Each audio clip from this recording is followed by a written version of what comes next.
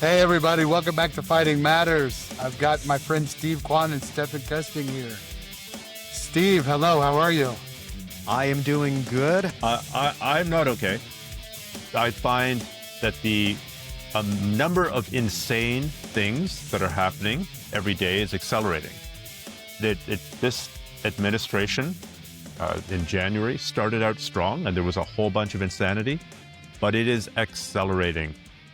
Obviously, as a biologist or a former biologist, the stuff that came out from RFK Jr. blaming autism on Tylenol.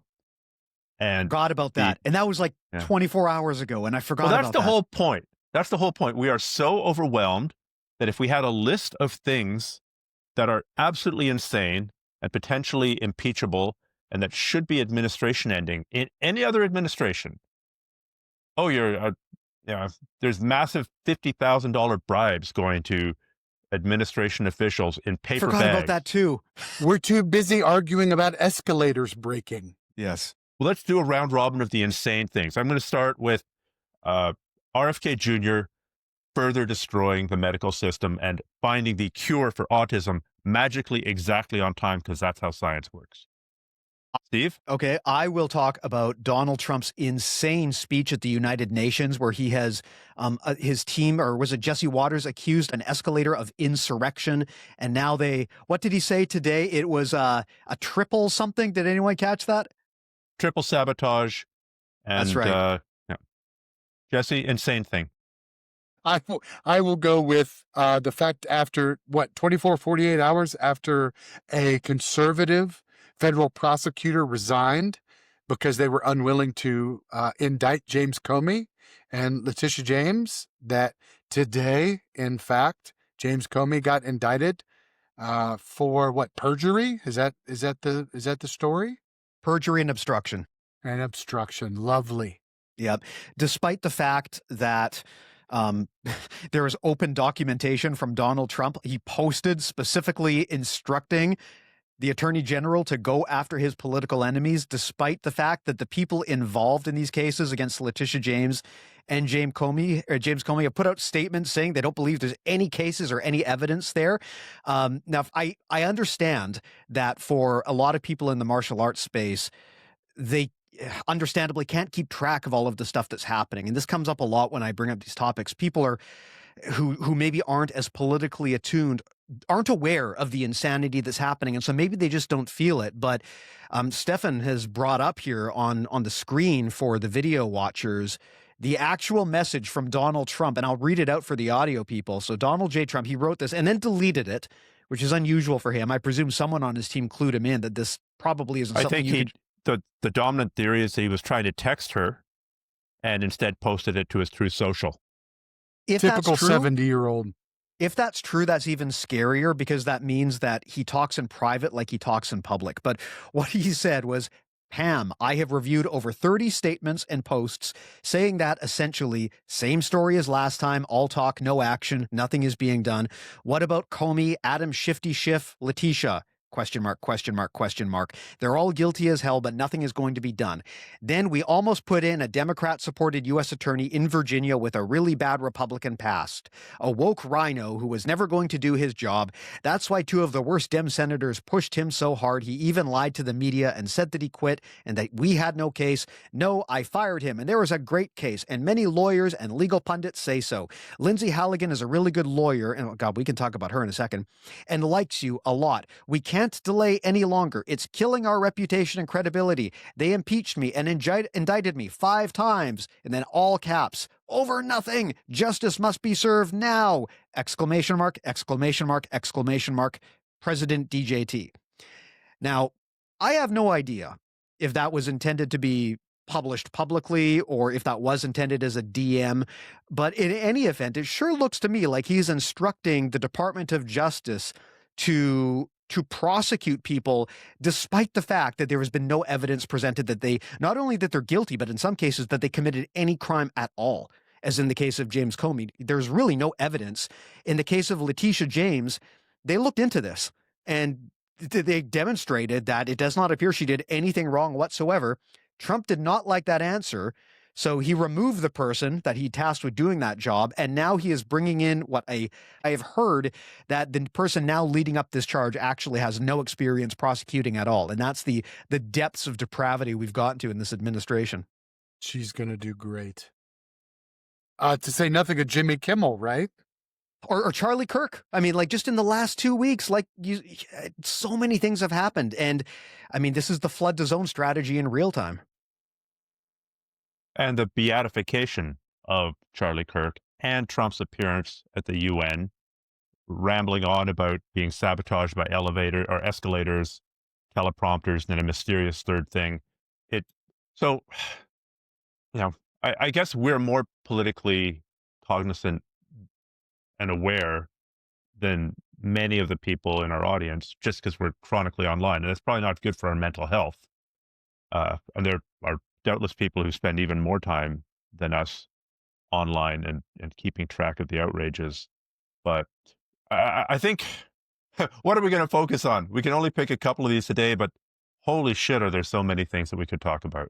Maybe we should attempt to go chronologically, because we did do some content about the Charlie Kirk situation. And man, we've got some great episodes in the bank here of Fighting Matters, and we can't even get them out the door because we record a great episode and then some emergency happens and we have to pivot and do that content. We just finally got the episode with Derek Jones about meme culture out, which is a great chat. After we recorded that, Charlie Kirk was assassinated, and that kicked off a whole snowball of other problems, right? I mean, after his assassination, it led to just straight up calls for violence and hostility from the right. It led to the cancellation of Jimmy Kimmel, who has now been reinstated. It led to just some of the absolute insanity that happened to Charlie Kirk's memorial. And I think we should talk about that due to the historical parallels of what was said there.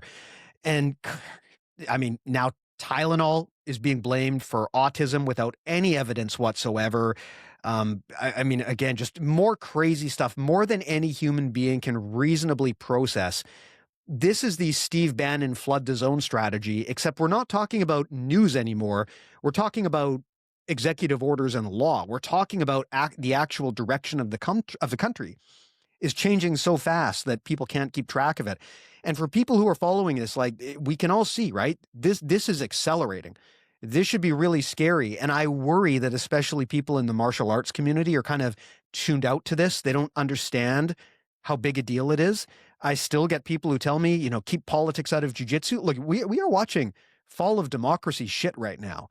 This is not the time to shut up and keep politics out of jiu-jitsu. You might not have jiu-jitsu, with no exaggeration. You might not have jiu-jitsu anymore, at least not in the way you recognize it, unless people stand up and do something about this. I don't even know where to start. I know you've done it before, Steve, but can you make a case for or against keep politics out of jiu-jitsu? Can you just summarize why that's impossible and why we sure as hell shouldn't? Sure. So in a theoretically ideal world, we should keep everything out of jiu-jitsu if it distracts from the training environment, right? And this is one of those things that surface level, it sounds like it makes sense. It sounds aspirational and wholesome, right? We leave the real world at the mats. You don't come in and talk about your job. You don't talk about your politics. You don't talk about your religion. Jiu-jitsu is a demilitarized zone where we can just enjoy this martial art. And that is the goal that we should be trying to move towards. But it ignores the impossibilities of the real world and the things that are inherently political about the real world. And it ignores the fact that a lot of people are bringing politics in, right? I mean, if you have a room where people in the room are actively saying homophobic and anti-trans stuff in the room, you've immediately alienated all of the people in that demographic, and they simply won't feel welcome training there. And I know people always say things like, we welcome everyone at my gym. And my answer is, okay, well, where are all of your trans athletes, right? How come you don't have any women training at your gym? How come everyone at your gym fits in the same demographic? And part of that is because, look, we can all easily say jiu-jitsu is for everyone and everyone's welcome here. But if we don't actually try to live those values, and that means getting political sometimes, then we wind up scaring off a lot of the people who otherwise would benefit from this. Politics touches everything. Nothing is unpolitical, right? And it is especially difficult now when so many things that really have no business being political are being made political. Vaccinations should not be political.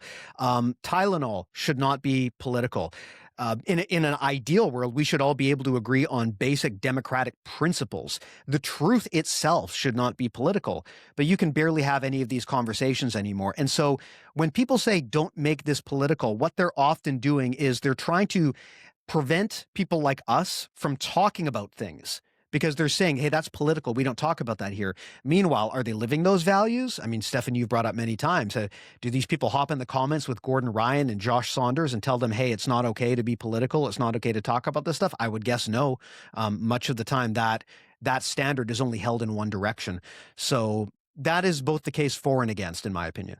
Well, and let me also take the flip side of that. At least in schools like mine, politics, you said something about people bringing politics in. Politics are bringing people in, right? So I'm starting to see, as soon as Roe got overturned and you started hearing all of the rhetoric online about your body, my choice, we started seeing more women enter the gym. Now that trans people are being targeted, we're starting to see more of that population start to enter these gyms. So when politics are literally the things that get you here, it isn't possible to keep them out, because they are the things that are defining these people's, at least their initial experience with jiu-jitsu. So it's an impossibility. Well, can I just point out for the record that when they came after Roe versus Wade, when they were trying to make abortion essentially illegal, or at least incredibly difficult to get, that lots of people, myself included, were saying, you just wait, they're coming for contraception next. In part because it's this weird fetish with populating the world with more white babies. In part because in addition to evangelical Protestant Christianity, there's also a militant Catholic strain here, J.D. Vance. And of course, contraception has been frowned upon. And that is beginning to happen.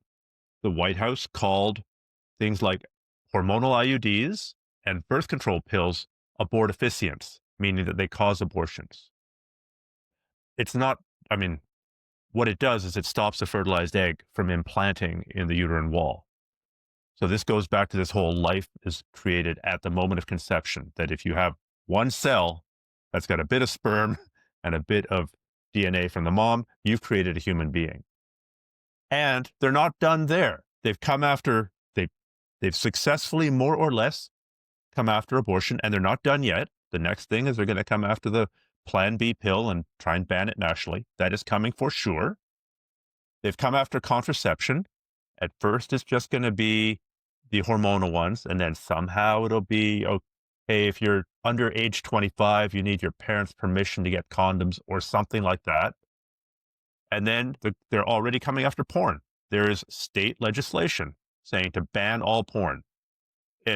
You think they were just going to stop with abortion? Oh, sweet summer child. They don't even want women to take painkillers if they're pregnant now. I mean, or vote. I heard someone predict on a podcast recently that they are going to try to tie autism to birth control, to contraception, to chemical contraception. And that wouldn't surprise me at all. If you never get born, you can't get autism, Jesse. That's just a fact. So, Steve, we're jumping all over the place, but I'm fired up. You read out the Trump directive, probably, I think, a text message or a signal message that ended up getting posted to Truth Social and then immediately deleted, of Trump calling essentially for prosecution of his political enemies. That's a classic authoritarian, classic fascist move, right? You use the power of the state to prosecute a few key enemies and everybody else falls in line. You sue the fuck out of a couple of news organizations, they get the message, and then they start policing themselves. Can I go to the Charlie Kirk funeral / Nuremberg rally? Extravaganza. Yeah, with fireworks. It's the only funeral I've ever seen that has fireworks. And a gift shop. Yeah. And sign up to vote. And just read some comparisons here between a speech that was given by Joseph Goebbels in 1932 and the Charlie Kirk memorial speech given by Stephen Miller at that event. So, for context here, in the 1930s and the 1920s, the Nazis were doing a lot of fighting with the communists. They were kind of like the two alternative parties. And a nobody, a brown shirt, nobody Nazi called Horst Wessel got killed by the communists. And they turned him into a saint. The song, the Horst Wessel Lied, which starts with the words Die Fahne hoch, raise the flag high, became the marching song for the SS and became I think the official anthem of Nazi Germany. So they beatified this person. They turned him into a saint. So in 1932, this speech is called "The Storm is Coming." So storm. So our dead comrade Horst Wessel wrote, and we are fulfilling his prophecy. The others may lie and slander and pour their scorn upon us. Their political days are numbered. So now we jump to Stephen Miller. The day that Charlie died, the angels wept, and those tears had been turned into fire in our hearts. And that fire burns us with a righteous fury that our enemies cannot comprehend or understand. Joseph Goebbels. They promised you workers, citizens, and creative Germans a Reich of freedom and beauty and dignity. Stephen Miller. You are nothing. You can build nothing, the enemies. You can produce nothing. You can create nothing. We are the ones who build. We are the ones who create. Goebbels. People rise up and storm break loose. Charlie Kirk's memorial speech by Stephen Miller. The storm whispers to the warrior that you cannot withstand my strength, and the warrior whispers back, I am the strength. Erica is the storm. We are the storm. Little bit of an analogy there. Goebbels. You are the witnesses, the builders, and the will bearers of our ideas and our worldview. Stephen Miller. Our lineage and our legacy hails back to Athens, to Rome, to Philadelphia, to Monticello, and our ancestors built the cities. They produced the art and the architecture. They built the industry. Basically, we, white people, did everything. Goebbels. Well, we the people have awakened. We have risen against the oppression. 15 million people have joined in an army of revenge. Stephen Miller. They cannot imagine what they have awakened. They cannot conceive of the army that has arisen in all of us. Goebbels. You, men, women, and comrades, are the bearers, witnesses, and builders and finishers of this unique people's uprising. You have served the truth, and only the truth. For 12 years, they have insulted and outlawed and slandered and persecuted us. Stephen Miller.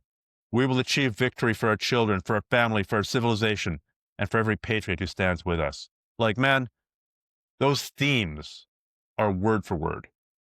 Like, this is, oh, you're overreacting to compare this to the Nazis. Piss off. Like, who was talking about immigrants poisoning the blood of the people?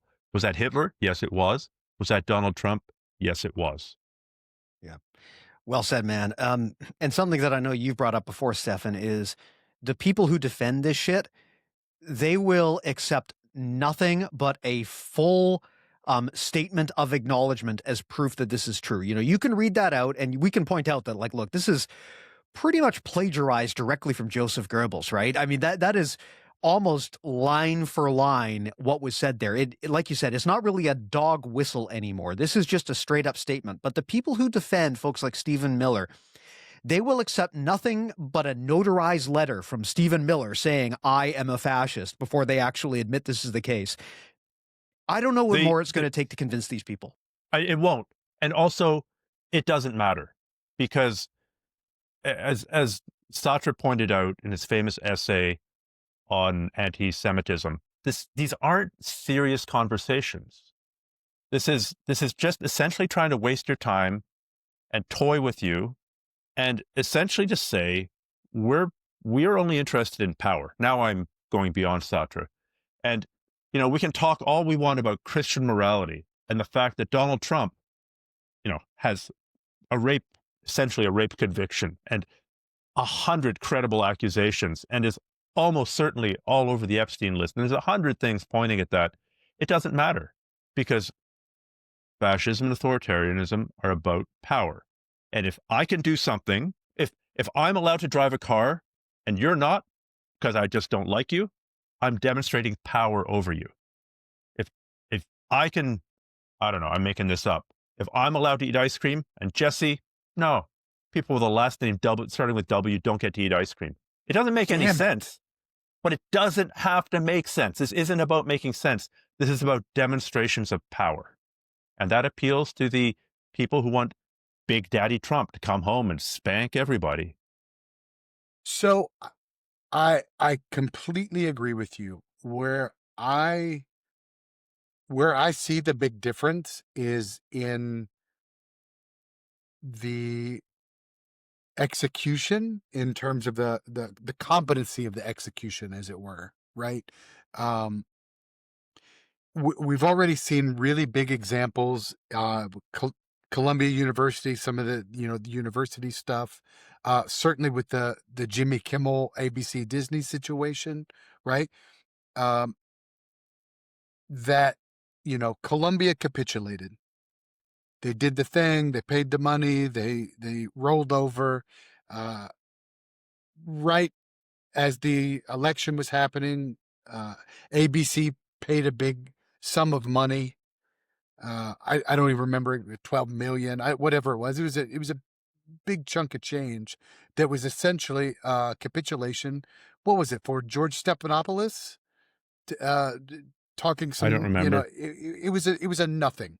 It was a silly case that Trump had sued over, but they settled so that they didn't, because they had a merger on the line. And so you would assume capitulation means they can rest easy for a little while, but in all of the cases so far where these capitulations have happened, Trump is already going back to the well, which is demonstrating to everybody the capitulation is not going to work, which seems very different to me than some of our historical examples where people start to fall in line quickly. Now there's no motivation to fall in line. Even if I do what you ask now, you're gonna come back to the well and you're gonna punish me again in a month from now. So why would I not tell you to go fuck yourself now? And you're seeing that I feel like with that's a other big miscalculation. Sorry. You're seeing that with countries that are beginning to get fed up. Like, hey, no matter what kind of capitulations we do to get out of these tariffs, it doesn't matter. Any agreement that we have isn't worth the paper it's written on. So we're just not going to play. I think some of this is the fact that it's quite likely that Donald Trump has some form of dementia. He's the stroke that he had when he disappeared from sight there for 5 days, and the one picture that came out had one side of his face completely collapsed. Palsy. And yeah. And this, having good days and bad days, and not really being able to form coherent sentences anymore or hold a coherent thought, which he used to be able to do. I didn't like him, but you had to give him that. It's kind of like, yeah. So that's one thing, but I wouldn't underestimate the apparatus that's running behind the scenes. Project 2025 is the governing document of this administration, and it's being pursued in 1,000 different ways. Isn't the head of the FCC, isn't he the guy who wrote the media section in Project 2025? Yep, Brendan Carr. Yeah, that Trump denied all knowledge of. I've never heard of Project 2025. Here's me taking a plane with the guy behind Project 2025. So there's a coherent strategy here that's going to go beyond Trump, whether it's J.D. Vance or Stephen Miller or whoever, that Trump's a great big wrecking ball, but they're getting all the other stuff done. They're putting all the other things through, and that will survive Trump. And will the magic of MAGA continue to exist in a post-Trump world? No, but it may not matter. Once you've got all the levers of power, once you've got the army, once you've got the media, once you've got the secret police, like, make no mistake about it. Once it's broken, it's broken. Yeah, Yeah. once it's broken, it's broken. And then, you want a prediction? I'll make a prediction here. At some point, Trump's going to send ICE after Gavin Newsom. That's probably, I think, going to happen in the next year. And given the accelerated timeline, it's probably going to happen next week. You know what? I completely forgot. The other thing that just happened was this bizarre announcement that Pete Hegseth is calling an all hands with every general. And I mean, that's raising some red flags because that's never been done before. Who knows what he's going to do? This is probably going to be some sort of loyalty thing. A whole bunch I don't of know. really shitty pull-ups. That would be the best case scenario. Quarter range chin-ups. Yeah, yeah. Well, maybe we should wind back the clock here and just talk about some of the recent stuff, because I feel like one of the big challenges that martial arts people have is that because they're not following the stuff closely, they don't understand the severity of what's happening and how much is happening. When I talk to folks who, I guess you would consider them part of the online right, a lot of the time they're just so completely misinformed because of where they get their information from. And when we talk about these big things, these scary, like assault on democracy things, oftentimes they don't even know what's happening. But they can tell you all about the latest conspiracy theory that's being pumped by Joe Rogan, but they're probably not even aware of the kind of things that are actually happening in the real world. And they can name every trans athlete in the NCAA. Yeah. Right. All two all of them, 9 or of whatever. them. Yeah, right. Yeah. There are more people accused of crimes in the Trump cabinet than there are trans athletes in the NCAA. So that's something to think about. But I mean, just maybe running back the clock, when Charlie Kirk was assassinated, we came out and put out a bunch of messages explaining our stance, right? Political violence is never okay. I think that when you escalate to violence, that takes things to a completely different level. And Jesse, I know you wanted to talk about this, the difference between violence and speech, because there have been people claiming for the past decade or so that speech can be a form of violence. And I think we need to push back on that and just really draw a line. I mean, you can do some horrendous things with speech. I'm not saying that speech doesn't cause harm. We've talked about examples right here. You can do a lot of harm with speech, and probably some of that harm should have criminal penalties, if not civil penalties. But actual violence is another level down. And it worries me to see people, regardless of where they sit, cheering on violence, because when that happens, you really become the thing that you hate. I mean, if we really believe in democratic principles, there's nothing less democratic than trying to assassinate someone that you don't agree with, even if you believe that person to be completely heinous. And I'm sure we're going to get into the specifics of Charlie Kirk's philosophy in a bit. But Jesse, I know that was a hot topic for you, so I'd be curious to hear your thoughts, maybe expand on that a bit. Yeah, I mean, what you said, I think, is exactly right. We've been seeing a lot of scary data in surveys and that sort of thing in the last few years, both in, the left and right, certainly in the younger generations, feeling like they're ready to start curtailing speech, which is a scary thing. We're starting to see it in action now. We've seen in some survey data where up to, in some cases, like on college campuses, up to a third of the people asked said sometimes it is okay to solve political issues with violence. That is a really scary number. And it really goes against the foundational element of what makes democracy work, which is our ability to speak freely with one another and to the government without, fear of reprisal. And I personally feel like I've really seen on the left, I feel like, if it's not terribly obvious, I tend to lean a little farther left. So I probably have a lot more visibility into that. But I have really seen on the left this idea that violence, that speech can be an act of violence. And Steve, I think you said it right.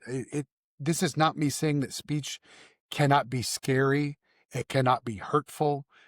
It's not that it can't do a lot of damage, but it is still different in my eyes from violence, right? And I think the fact that we are letting those two things get intermingled now makes it a little easier to start making the case that violence then can also be a speech act. And, we don't know, we still don't know, regardless of what everyone says, we still don't know why Charlie Kirk was assassinated. But we can make some assumptions that it was probably politically motivated, and it was probably somebody that didn't care for his politics that much. So the fact that they decided to use a act of violence to counteract his speech acts is really chilling. And, we're starting to see, just recently we had, and we don't know the motivations about it either, but the shooting of the ICE vehicle and the people inside the van. We seem to be entering in the CDC shooting a month or so, however long ago that was, right? It's getting very scary that we are getting so comfortable with letting those two ideas intermingle. I think one asymmetry here is that this is spurred on by a post that I saw Tom DeBlas make, famous Jiu-Jitsu right-wing philosopher and rationalist, Tom DeBlas. Yeah. That the quote was something like, I've never seen, as right after Charlie Kirk shooting, I've never seen so many left people ultra happy about a murder, something like that. And what he was referring to were some videos that were going around that were basically compilations of no-name people on TikTok celebrating Charlie Kirk's death. And they were, blue-haired and brown and, all the usual tribal signals for people on the left. Right. Now, you have 330 million people. You can find a bunch of idiots on both sides. The difference is that if you take a look at the influencers within that space, whether they be politicians like Obama, like Gavin Newsom, like Biden, every single one of them jumped on to condemn the Kirk shooting, whether they were major podcasters like David Pakman, like Ezra Klein, all the major figures on the left immediately said that was wrong, and that shouldn't happen. And the right, the Fox News / Russian-controlled propaganda, created this narrative that all the people on the left were celebrating this. So it's disinformation. And we're calling for civil war, right?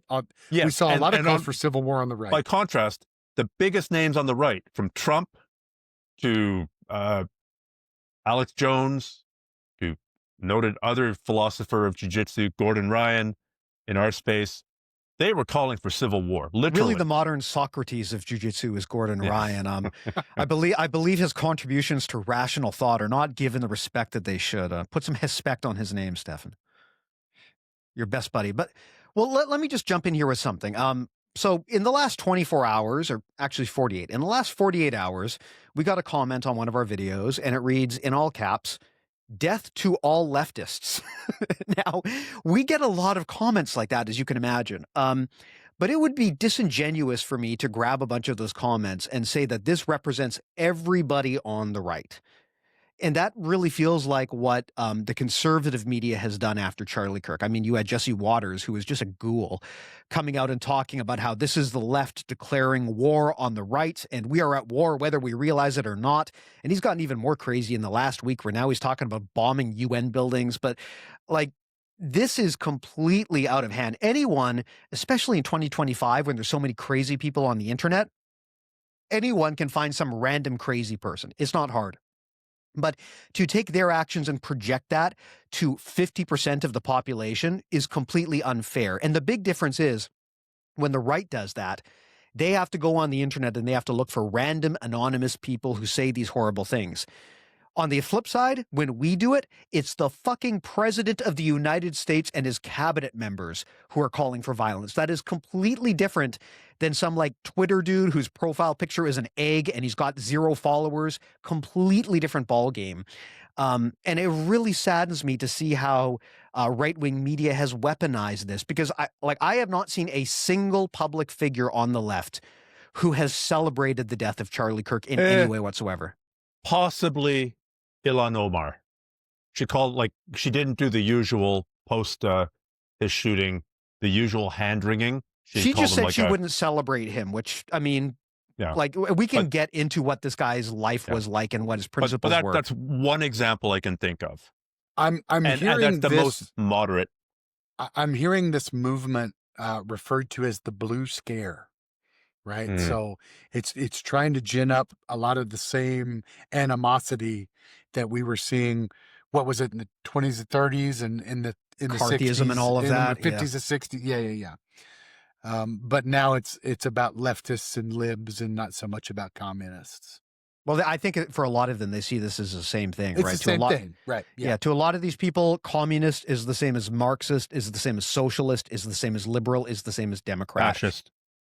Well, and apparently you can be a communist, Marxist, fascist as well, which confuses the hell out of me. But the ability of the right to control the language and paint everyone they disagree with these labels is tremendously, tremendously dangerous. And yeah, to your point, everyone, I think that the standard that the left is being held to is completely different, right? From the right, you literally have the highest levers of government saying incredibly dehumanizing things. Like, Stephan, what you brought up about Stephen Miller is a perfect example of that, right? Like, Stephen Miller's not a fucking nobody. He's one of Trump's guys, right? He is arguably the guy actually running the government at this point in time.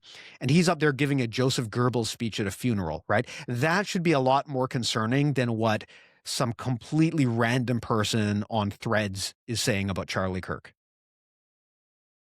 I know I'm ranting about Alex Jones today, but I think he can be singled out for a lot of attention. I watched his show when Charlie Kirk got shot, and he came bursting back into the studio because it happened while he was off air. Immediately took over, spent the first 2 minutes analyzing the shot, like supposedly his best friend ever, Charlie Kirk. Charlie Kirk got shot, and he's playing the video of the blood spurting out of the neck. That is so fucked up. Like, that is so fucked up. And he's going, "Oh, that's a really good shot. Oh, that's a really good shot. Oh, yeah. That's a high-level shooter for sure. Yeah, like, look at that shot. I wonder if it bounced off of the vest that he's wearing. Oh, look at that shot." And then within 2 minutes later, he's decided that this is the left, the satanic left. Like, he's already found the shooter. Like, 2 minutes after, he's decided who shot him. And then within about, I forget how long it was, about 40 minutes or an hour, he's decided that he's going to go do a college tour to carry on his best friend ever, Charlie Kirk's legacy. And he was talking to Charlie just the week before. Sure. It's fascinating to me how many of these people were Charlie's best friend and were talking to him 10 minutes before he died. Because that's the exact same thing that J.D. Vance said and Trump said, and I think even Stephen Miller said. There's a lot of people who are purporting to be the vessel. They're on the of party Charlie line. Kirk. Yeah, a lot of people who are claiming to speak for this dead man now. Yeah, well, being the devout person that I am, the Apostle Paul wandering through the desert after Jesus died and never having met Jesus, to be visited by a vision of Jesus and then coming back and telling all of the existing apostles, "Hey, Jesus appeared to me, and by the way, you're doing Christianity completely wrong and we need to change everything." It kind of has that same ring.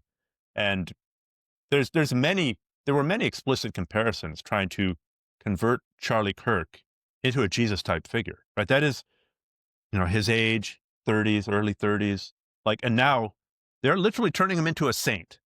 Was it Oklahoma is going to mandate that every university campus has a Charlie Kirk Plaza along with a Charlie Kirk? They're trying. I don't know if that's going to happen, but I wouldn't be Have surprised. you all ordered your commemorative Charlie Kirk U.S. currency coins yet? Is that a thing? Of No. course it's a thing. It is a thing. Congress is trying to make it happen. Well, I mean, maybe we can pivot into this, because the killing of Charlie Kirk and the heating of rhetoric is one thing, but the complete revisionist history around him, the repurposing of his story for political purposes, is another entirely. I mean, that funeral was He something just loved else. debate. He was just trying to debate, Steve. What's wrong with debate? He loved to dunk on undergrads. He didn't actually Well, like to debate. And look, right? Like, I mean, let's be honest. Him dunking on undergrads and having bad faith debates for clicks on social media, that's not a crime. That's not meritorious of what happened to him. But what has come since his death has been quite scary. And I feel really, I mean, of all people, I feel terrible for his wife, who gave, frankly, an incredible speech at his memorial, which was then completely upstaged by the president. And of course, you also had Stephen Miller in there doing his thing. And I mean, look, regardless, You mean Erica, who was saying, "I forgive his shooter," because that's what Jesus would have done, and then Trump coming immediately after and saying, "I don't forgive the shooter. I hate my enemies." unbelievable that was said, right? I mean, look, I am sure that I disagree with Erica Kirk on like 99% of things. I don't know anything about her. Her first response after Charlie's killing was kind of ominous, but frankly, her husband was assassinated. I give a bit of grace there. I can understand maybe being a little bit pissed off. But she gave an unbelievable speech about forgiveness and being Christ-like. And God, like, there was a moment there during that speech where I thought, like, she could be the future of Republican politics. This could be a moment where Republicans kind of realize, like, we have lost our way and she is guiding us back in the right direction. And then Trump came out and basically at Kirk's own memorial shat all over all of that. And that is, I mean, I am still aghast. I don't expect anything out of Donald Trump, but like, this dude, for all of the shit that the left got about, like, we're celebrating Charlie Kirk's death, they literally came out to pyro at his funeral with a gift shop, like you said, Jesse. And Trump did this. So I was completely at a loss for words when that happened. We are living in the Twilight Zone. Yeah. Yeah, I mean, I don't even know what to say, right? I mean, I don't expect Trump to say the right thing at the right time, but that, if he had not said that and Stephen Miller and JD Vance had shut the fuck up, that could have been a really powerful moment and a really powerful speech that could have gotten read about in history books 30 years from now. It could have been a pivotal moment in American politics, but I feel like it was completely buried because Donald Trump once again had to make it about himself, right? And that doesn't even get into the fact that, you know, you can't even really safely criticize a lot of this stuff anymore because look at what happened to Jimmy Kimmel, right? I mean, you know, he didn't say anything at all that was critical of Charlie Kirk. He specifically criticized Donald Trump and the lack of empathy that he had for the assassination of his so-called friend.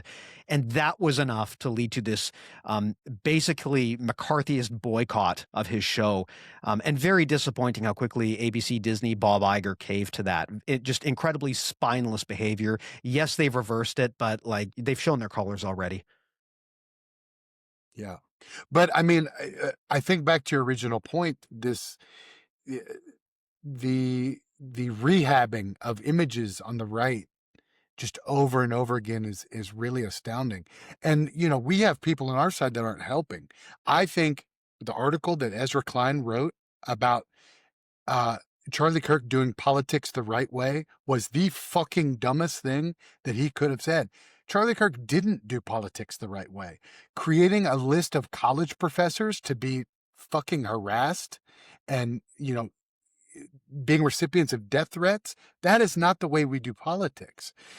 Paying for busloads of people to go have an insurrection is not politics the right way. That's political violence. And finding a million different ways to say black people are stupid. Oh no, Absolutely. I'm just hypothetically talking about this DEI example. Yeah. But I hope this black pilot is going to get us to our destination safely. Yeah. Oh, he actually cares about black people. He just wants them to be respected, and he doesn't want them to be there because of DEI. But of course, the soundbite is, you know, the soundbite's going to be, they don't have the brain power to do this job. And you know that. Come on. It's, and I mean, God, that's, by his standards, that was relatively tame. I mean, he called for the death penalty for Joe Biden. He called him a corrupt tyrant. Calling for the death of an American president, that seems like violent speech to me, right? I mean, or at least a call for violence. Again, there's a difference between violence and speech, but if you are accusing the left of using speech to call for violence, Charlie Kirk was very much a proponent of that. And there is this attempt now to canonize him as this saint. Again, Stephan, very similar to what a lot of authoritarian regimes have done in the past. I'm not even sure if Charlie Kirk himself would want people to do that, because that was not the way he lived his life. He was unapologetically a white Christian nationalist, which is the reason why he was so heavily criticized. Because if you actually listen to the context of what he said, he had some really shitty anti-American beliefs, which is not at all to justify what happened to him. But I don't even think he would want his story rewritten the way that it has been rewritten for political gain. Horst Wessel was a schlub who got turned into a saint and then had a national anthem written about him. They tried to do this with Ashley Babbitt. Within a few days of Ashley Babbitt getting shot during the January 6th insurrection, there was I called it the Ashley Babbitt lead, the Ashley Babbitt song. They tried already, but there will be the Charlie Kirk song sung by fucking Kid Rock or something that will be used. This is the creation of a saint out of somebody who was, in some ways opposed to and in some ways tangential to the mainstream authoritarian movement. And to be clear, I mean, I'm not saying that he should not be allowed to speak his mind, no matter how terrible his beliefs. But you counter awful speech with more speech, right? I mean, for all of the bitching that the right does about cancel culture, which is so ironic right now, given that cancel culture is their new favorite thing now that they've discovered it. But for all of their bitching about cancel culture, that is the right way to democratically use your speech. If someone says something that you think is problematic, you speak out against them. And if enough people do that, you can steer the direction of public discourse. That's how you deal with someone like Charlie Kirk. If one person says something terrible and then 1,000 people jump in and say that's awful, the public has spoken. And I worry now, especially with the weaponization of the government against Jimmy Kimmel. I mean, Brendan Carr straight up threatening Jimmy Kimmel. And Steve, that was a joke. So today, I think J.D. Vance came out and said, clearly just a joke. Pretty funny that Jimmy Kimmel's not allowed to make jokes, but Brendan Carr, the head of the FCC, can make threatening jokes all he likes. But just a perfect example of the chilling effect of using government for thought control, really. Like, it's one thing if the public speaks up and says, hey, we as a collective group, we are petitioning against you because we don't like the message you're sending. It is another thing if one or two doofuses in government abuse the position they were elected for or appointed for, in the case of Brendan Carr, to punish people they don't like. That is, so when people call this cancel culture, this is not cancel culture. Cancel culture would be if the three of us right now said that we should all boycott Disney. That's cancel culture. Trump and the head of the FCC using their status to try to suppress free speech, that is government-controlled authoritarianism. That is a dictatorship. That is completely different. It makes cancel culture look like child's play by comparison. I might be in the minority here, but I'm not a free speech absolutist. And many of these people we've talked. to be, I am not a free speech absolutist at all, but continue your thought. Yeah. I think this became a hot button term after Elon Musk claimed to be a free speech absolutist.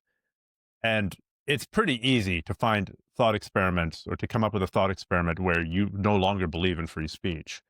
So the classic example is you don't have a right to shout fire in a crowded theater. Now, in society, we don't have many stampedes anymore where 1,000 people try to rush for 2 entrances of a movie theater or a theater. But this used to happen all the time. Before there were fire codes and doors that opened outwards, hundreds of people got crushed to death in stampedes all the time. So shouting fire in a crowded theater, especially when theaters were ultra combustible, and I've seen footage of theaters burning and people getting crushed against the doors. There's so many people rushing out that they push the door the wrong way, and then they're piled up and they're dying there and they can't escape. This was a common thing. So crying fire in a crowded theater used to kill or had the potential of killing hundreds of people. Or if you want to get more personal, if I walked up to you when you're out with your wife, Jesse, and I started talking about how I was going to do all these horrible things to your wife in front of you, at that point, you would no longer say, oh, it's just words. I believe in free speech. So you just carry on saying whatever whatever you want. And neither would any of these free speech absolutists. Well, that's not So- even the strongest example. I mean, the example What's that the I strongest often example? I don't know what the strongest is, but the example I often give is, everyone says they're a free speech absolutist until it impacts them. Again, Elon Musk, perfect example of that, calls himself a free speech absolutist. But look, as the head of X, he's probably censored more people than almost anyone alive just due to the number of people who've gotten blocked on his platform. Elon Musk was a big fan of free speech absolutism until it affected him, and people started posting the flight trajectories of his private plane so people could tell what he was up to. I mean, I always say, look, to people, if you think you are a free speech absolutist, would you be okay with me sitting here right now on the air and reading out all of your bank account passwords? Or would you be okay with me reading out the exact plan of where your children are going to be today, like what school they're going to and how to pick them up and where they're going to be? I'm going to guess probably not. There is no such thing as free speech absolutism. It has really never existed in any major country with a rule of law. For all that Americans love to talk about free speech absolutism, and for all of the propaganda claiming that my country, Canada, does not have free speech, look, there is no such country that is seriously established and has unrestricted free speech that I know of. Even in the States, the Supreme Court has found that there are limits to free speech. If I say something that constitutes an imminent threat to someone's safety, I can be arrested for that, even if I didn't actually do anything physical. So speech does have consequences. There is no such thing as absolute free speech, and people need to understand that. Well, that's not even what's outlined in the Constitution, right? When we had Andrew on and we actually talked about this, it was really the relationship between the citizen and their government. It really didn't have anything to do with interpersonal relations with each other as citizens. Yes. And I think we forget that a lot. Yeah, free speech, as the saying goes, free speech says what the government can do to you. It doesn't say what I can do to you. Free speech is about protecting your right to do the kind of things that Jimmy Kimmel did, right? But there's still limitations to that. There's still limitations. Sure. Yeah. For example, if I had, if I'm Canadian, so if Canada was in a war, well, Canada doesn't have free speech. Canada has free expression. So I'm an American. For some godforsaken reason, I become an American, and America gets in a war with Venezuela. They would never do that. Would never happen, Stephan. America, Venezuela. Why would they ever be in a war? With binoculars outside of an Air Force base, and like publishing the flight plans of American jets in the middle of a war. Like no nation could put up with that. If they put up with Pete Hegseth doing that exact thing, just to be clear. Only the Secretary of Defense can do that. Only the Secretary of Defense can do that. No, but I mean, another perfect example is, we are not allowed to in any way threaten the safety of the president, the vice president, right? And these are reasonable restrictions. Limitations. Absolutely, they are. Yeah. Well, I mean, I found that whole Charlie Kirk memorial to be, and again, I don't think it's a great habit to get into of criticizing people's memorials, but this one really felt like it was co-opted into some sort of really weird, surreal propagandist movement. And it really felt like they were trying to turn Charlie Kirk into a saint-like figure that they could use for political gain. And now, granted, I'm sure Charlie was aligned with a lot of what they believe here, but all the same, it just left a really bad taste in my mouth. And it really, I think, spoke to the direction that American politics have gone to. And that doesn't even get into the kind of stuff that's happened in the last few weeks. I mean, goodness, do we want to talk about the Tylenol thing?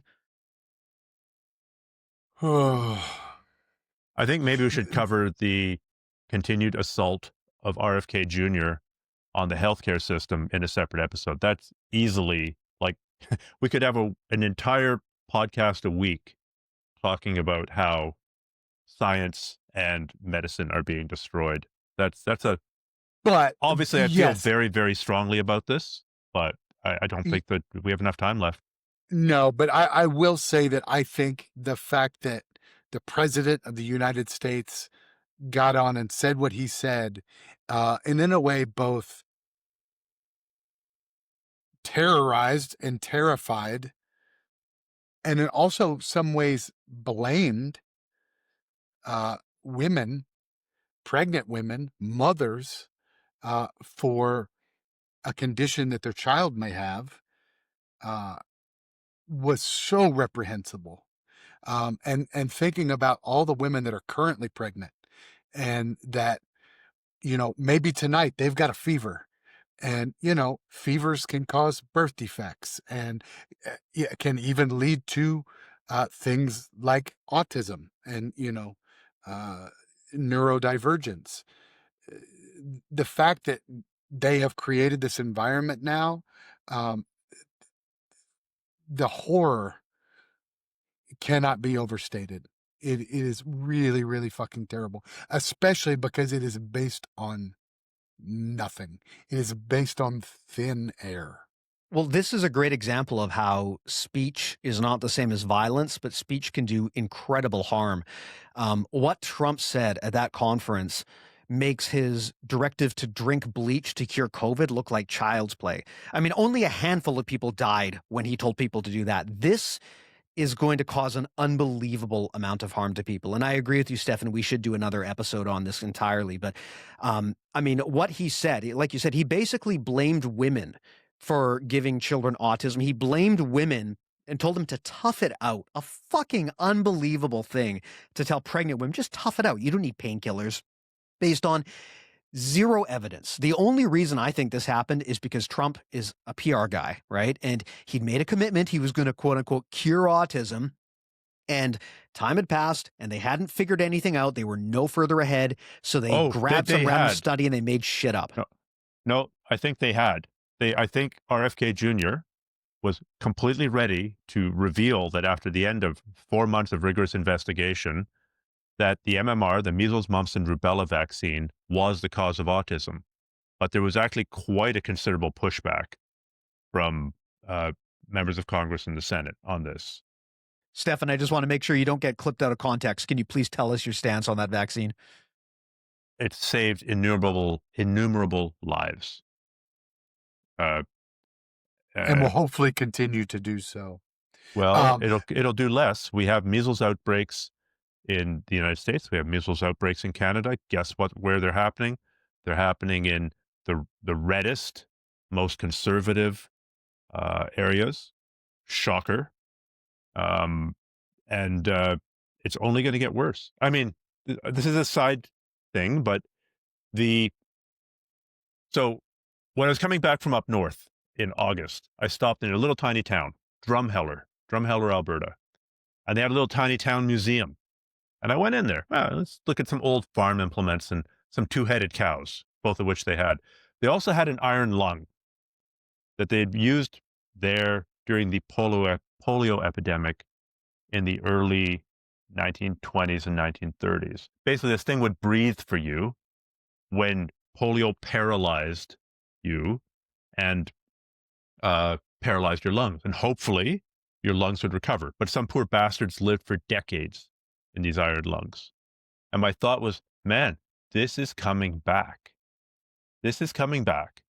And that same day, I saw it was like polio day. I saw a young African guy in the hotel whose right arm and right leg were all gimped. He's kind of hobbling and he's trying to like open a yogurt container at the breakfast buffet. So I opened that for him. Polio. I remember my ex-grandmother-in-law, polio, like a gimped arm and a gimped leg. I was working this morning, with a guy whose father, polio, right? We are going to see so many more cases of polio. And of course, it'll get blamed on the dirty immigrants because this polio case will probably have come from Africa or India or Indonesia or somewhere. But these people just don't understand exponential growth.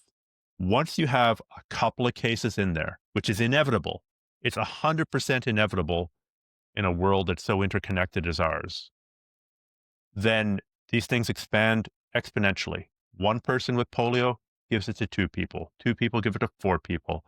4 people give it to 8 people. And this thing balloons out of control, especially in a society where, we don't believe in virus suppression anymore, where we don't believe in vaccinating the third world anymore, the developing world, where if polio came back tomorrow, quarter of the people wouldn't be vaccinating their kids for it. In our lifetimes, we're going to see little children absolutely gimped by polio because of their stupid parents listening to RFK Jr. I guess the only upside to the things that happened in the last 48 hours is the MAHA movement is absolutely furious at the administration right now because of the whole Tylenol thing, because it goes against everything that they've been, fighting for and against. It'll for take the them last 5 years. minutes to say that, Kennedy's either playing 8D chess, or Kennedy's been compromised, or he's a live model decoy. The worm in Or his he's- brain is taken over again. Yeah, Kennedy is not Taken over again. operational. It is the worm we Yeah. are dealing with. it's a cognitive dissonance that'll take 10 seconds to solve.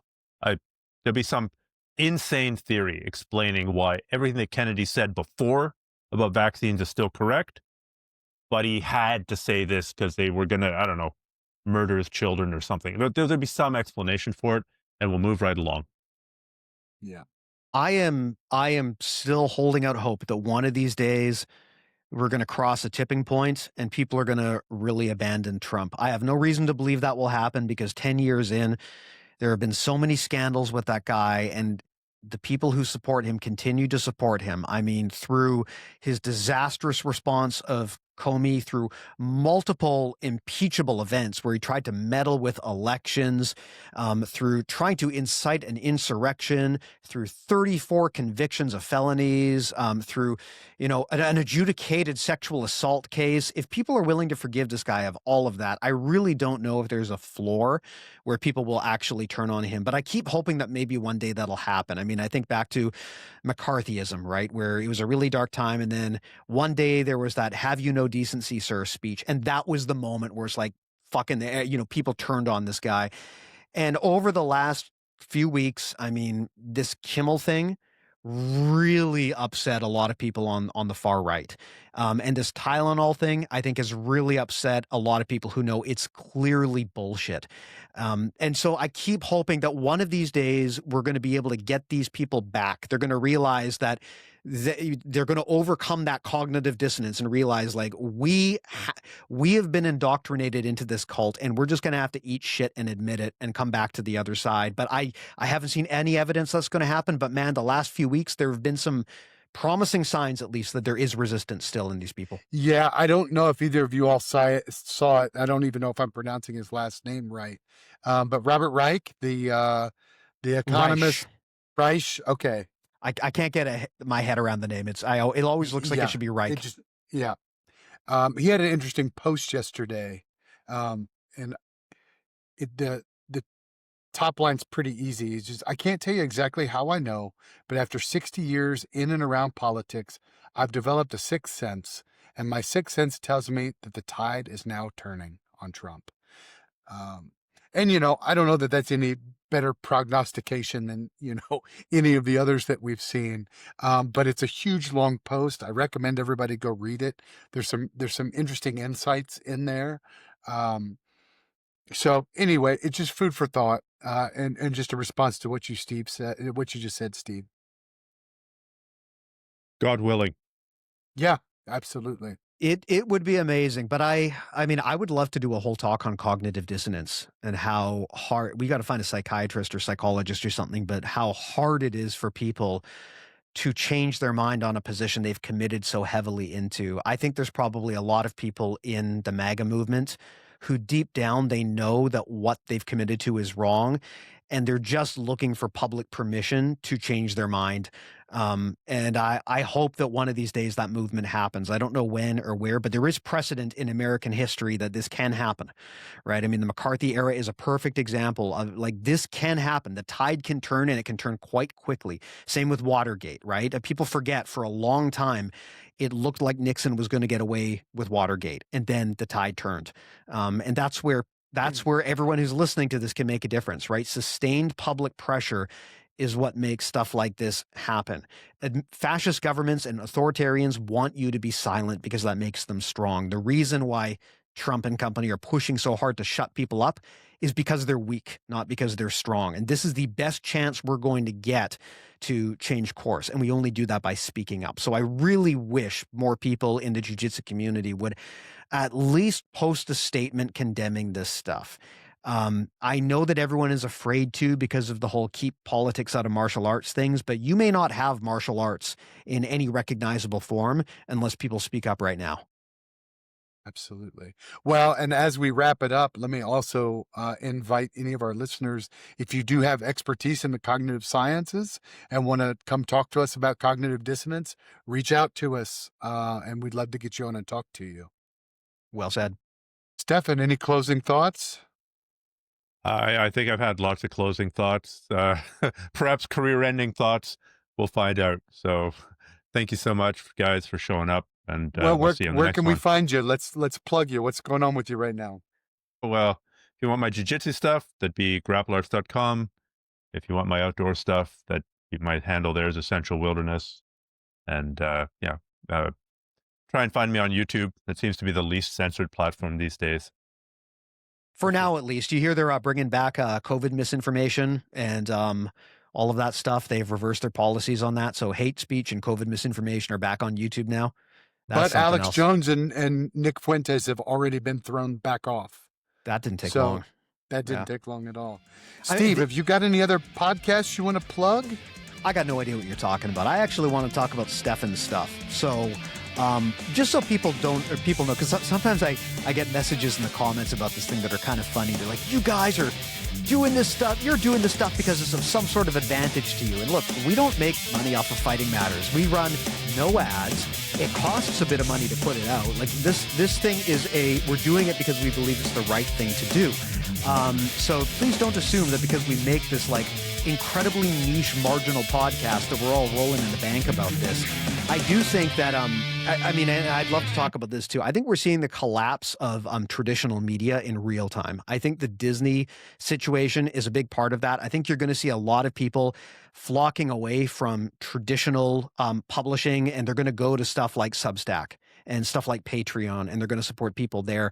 And I think it's good for society if people support the creators they like directly. And I can't tell you what a difference that makes, right? If you give $20 to Bob Iger at Disney, he won't even know you're there. If you give $20 to a jiu-jitsu person that you support, that could be the kind of thing that allows them to keep doing the work. So all of this is me plugging Stephan's project, grapplearts.com. Sorry, Stephan, Absolutely. I have to do it. I have been a big fan. I have been a big fan of Stephan's stuff since I was a baby white belt. The only difference now is Stephan's got that sweet mustache and he's talking about vaccines and stuff. I really encourage people to support the creators that you like, and that includes Stephan specifically. You can support me if you want. I'm at BJJMentalModels.com, but I wanted to make this plug about our boy Stephan here. So there you go. And where can we find you, Jesse? You can find me in Louisville, Kentucky at roughhandsbjj.com and online everywhere at roughhandsbjj. Come see us. We'd love to train with you. And I guess with that, we're going to call it a night, guys. Thanks to all our listeners, and we'll see you next time. Love you guys. See you soon. Take care.